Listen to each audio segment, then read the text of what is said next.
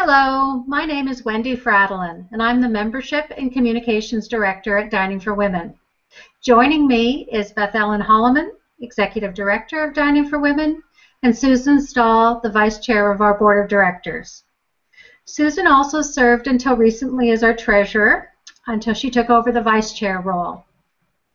We're here today to answer some of the key questions that our members have had about the changes we're making to our program funding model.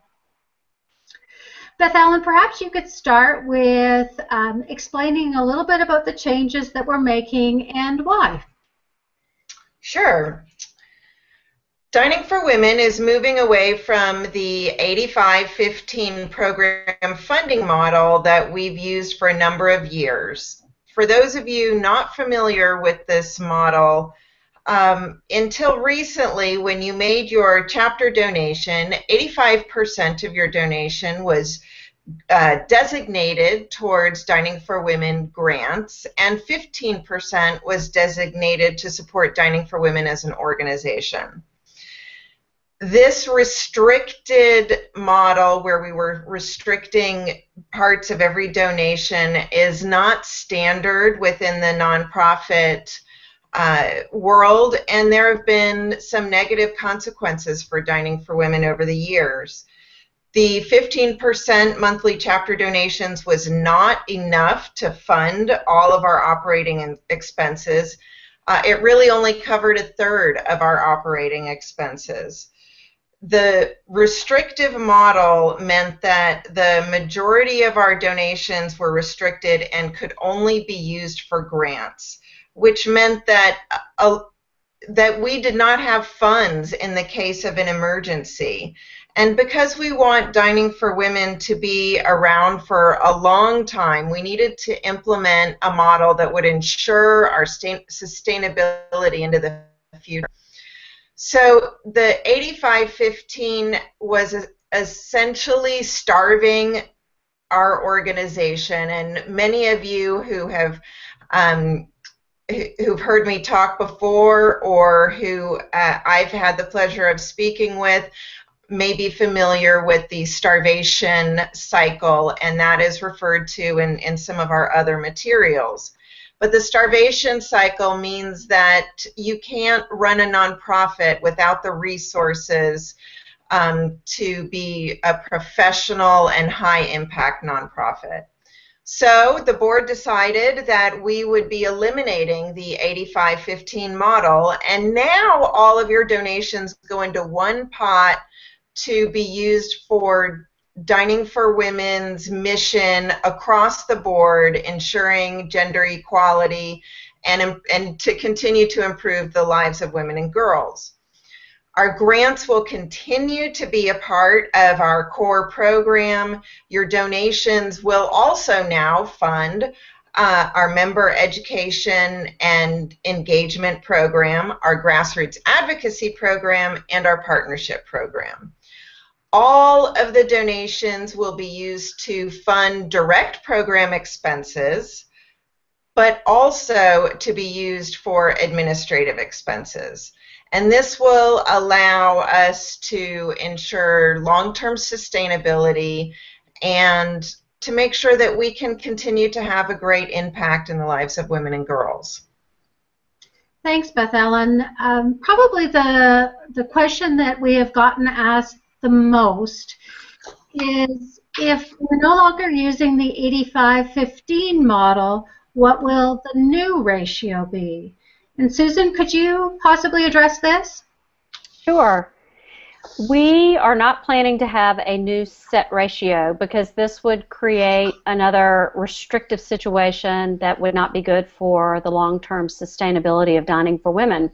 Historically, Dining for Women's administrative and fundraising expenses, and these are the expenses that are commonly referred to as overhead, Historically, they've been less than 25% of our total expenses. Now, this may seem a little bit confusing because I know we've just been talking about the 85% to grants and 15% to operations. But remember what Beth Ellen mentioned was that the 15% from chapter donations used to fund Dining for Women operations has not been enough to fund our overall operations. So we've had to rely on other revenue sources, such as our annual appeal. But of our total expenses, less than 25% have historically gone to fund overhead expenses. Going forward, the board of directors of the organization, as well as the staff, will continue to to monitor all of our administrative and fundraising expenses to ensure that we keep them in that same range at or below 25% of our total expenses. But the specific ratio will vary slightly from one year to the next, just as it always has. So some of our members find that a little vague, and they're wondering why we can't provide them with a more specific ratio. Well, as is the case with all nonprofits, our revenues and our expenses vary from one year to the next. One year we may have a record amount of chapter donations, like we did last year when we had more than $1 million in chapter donations. But another year could be a leaner year for all kinds of different reasons. And our expenses can also vary. In some years, we may need to invest in systems and infrastructure that will support the organization for years to come. So what all this means is that the ratio of our administrative and fundraising expenses, or our overhead expenses, compared to our total expenses will vary from year to year. And if you take a look at the financial statements that we have published on our website, you can see that the overhead expenses that we have had for the last 4 years have varied slightly in every year. So in 2015, our overhead expenses totaled 19% of our total expenses. In 2014, it was 18%. 2013, it was 20%. And 2012, it was 22%. So the ratio varies slightly from year to year and always has. So without any set ratio or policy for the percentages that we'll maintain, how is Dining for Women going to be accountable to its members? How will our members know that we are keeping costs as low as possible and that we're not going to become overhead heavy? Well, the board of directors and the staff constantly monitor all of our expenses to make sure that we are not becoming overhead heavy. The finance committee meets every month and reviews financial statements. The board regularly reviews financial statements as well. And our goal is to use every donation that we receive to make the biggest impact possible in the most effective way. Most cost-effective way. And at the end of every year, we always have an external auditing firm conduct an audit for us, and they use the audit to complete our Form 990, which is the document that every nonprofit is required to submit to the IRS each year. And not all nonprofits go to the extent of hiring an external auditor to do an audit, but we do that so that you can be assured that we have a third party looking over our shoulders and making sure we're accounting for everything correctly. So these, the audit, the 990, as well as the annual report that the staff generates every year are all available on our website, and they're available there for our members to review each year. So it sounds like there's a lot of information that is available on an annual basis, but what about more frequent information? Some members would like to see monthly financial statements, or some would like to see our annual budget to see where we're planning to spend our money and get our money. Susan, is this possible? Well, the annual budget and the monthly financial statements are really tools to be used by both the board and the staff as the organization is managed from month to month.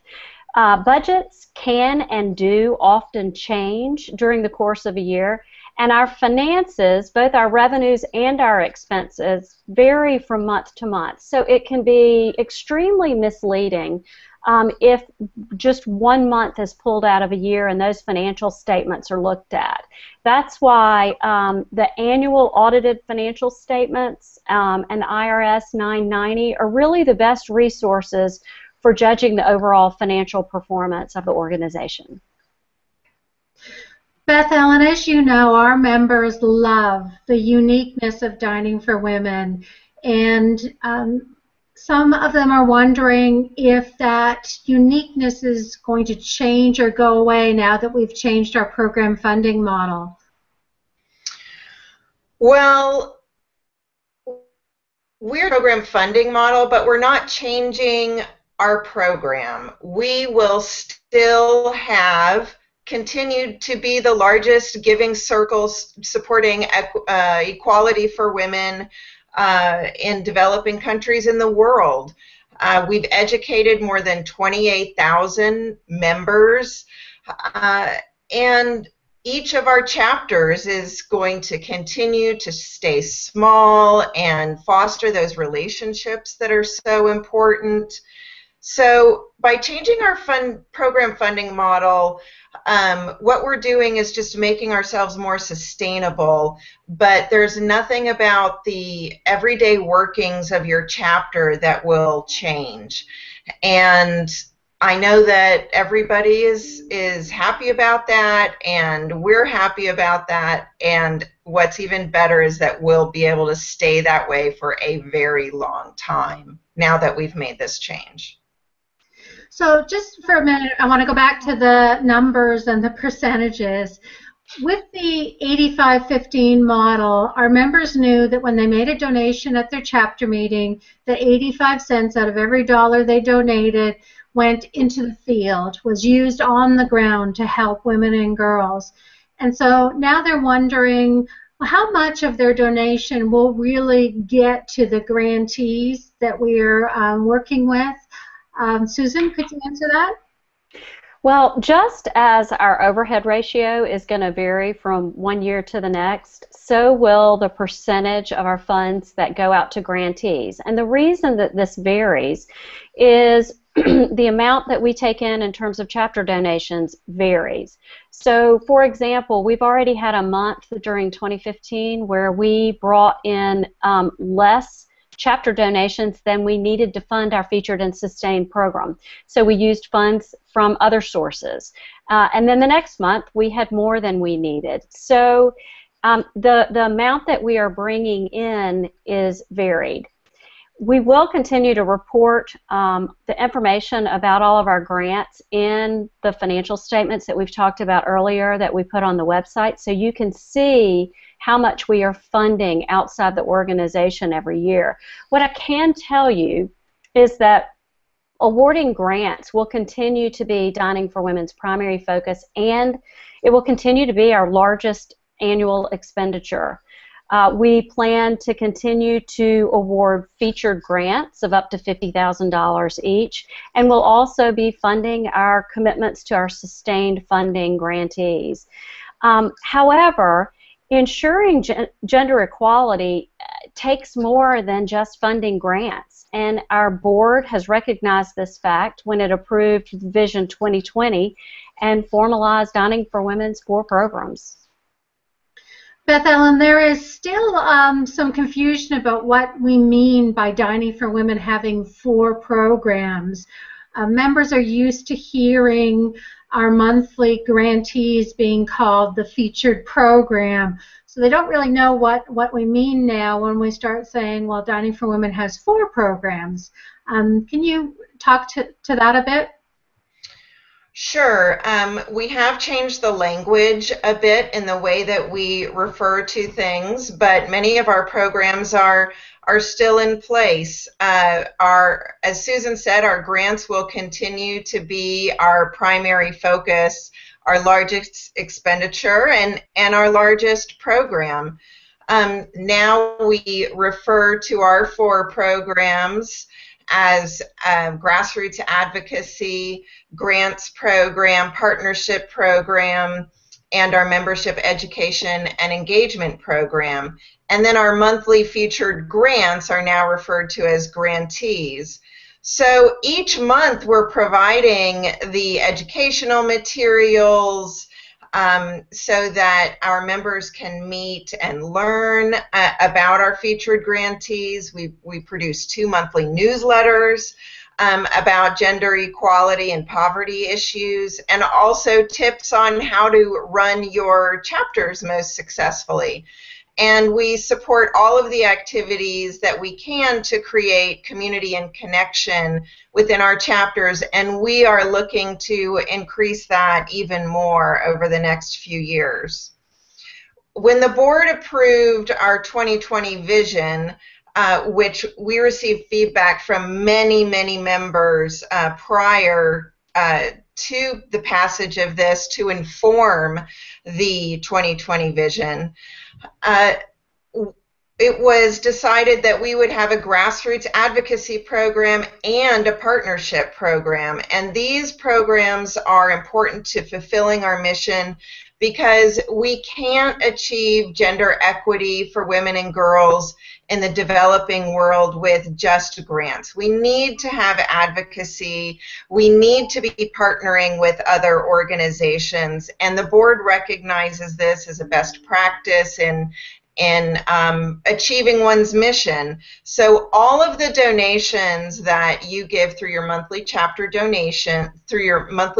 meetings will now be used to fund all of these programs to move the mission forward.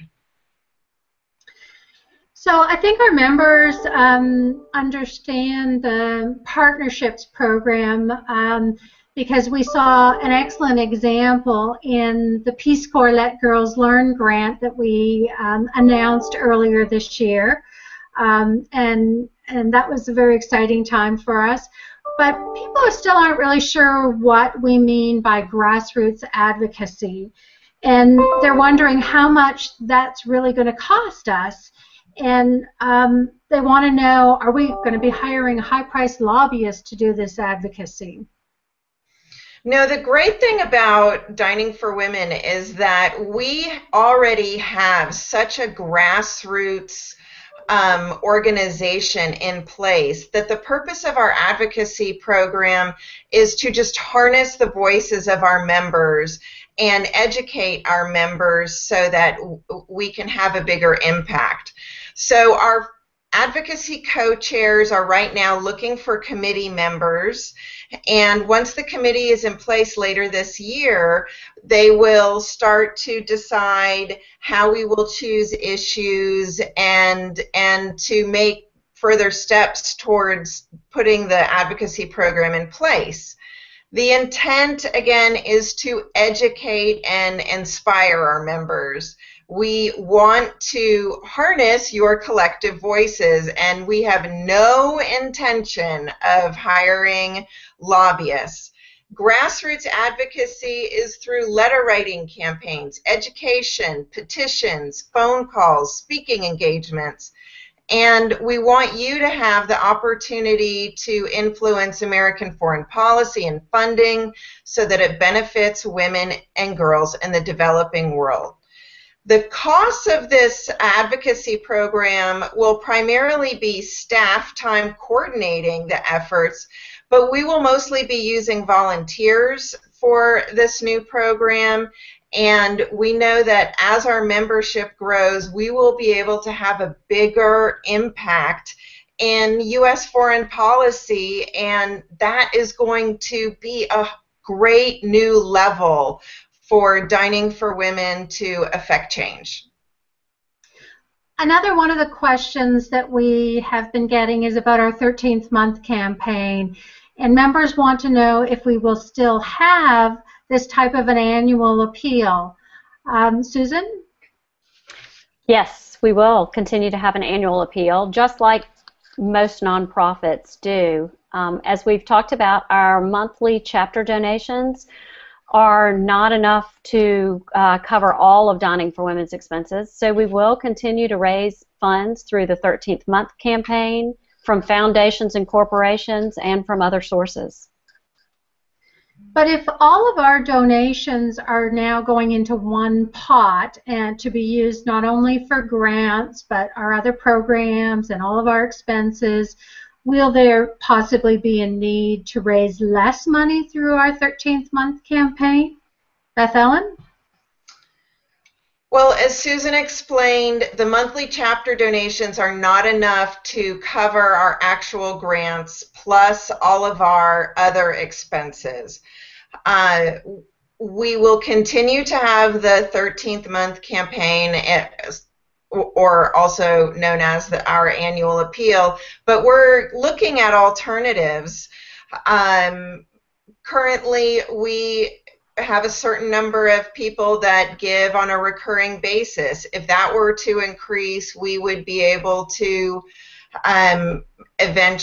we might be able to eventually pass off the 13th month. We're looking at a lot of different ideas because we want you to be engaged in the mission of Dining for Women.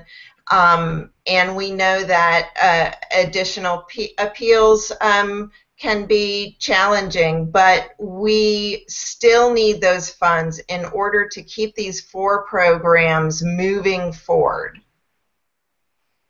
Thank you. And I want to thank Beth Ellen and Susan for taking the time to address these very important questions. We value the questions from our members, and we will continue to be open to answering all of them. I know, Beth Ellen, you've been attending a lot of chapter meetings in person and by Skype. And what have you been hearing and what have you been learning from our members as you attend these meetings? I would say the most important thing I've experienced about the program funding model change is that I've had a great reason to call so many members that and chapters that I might not have Skyped into or spoken to on the phone otherwise. And the passion for Dining for Women is incredible. The dedication. Most people are very supportive of this change, and some people are very relieved because they wanted to know that Dining for Women is going to be around in the future. And so we feel a lot of support, and I also feel that our relationships are stronger, and I love to talk to all the members, and I wish I could just do that all day, every day.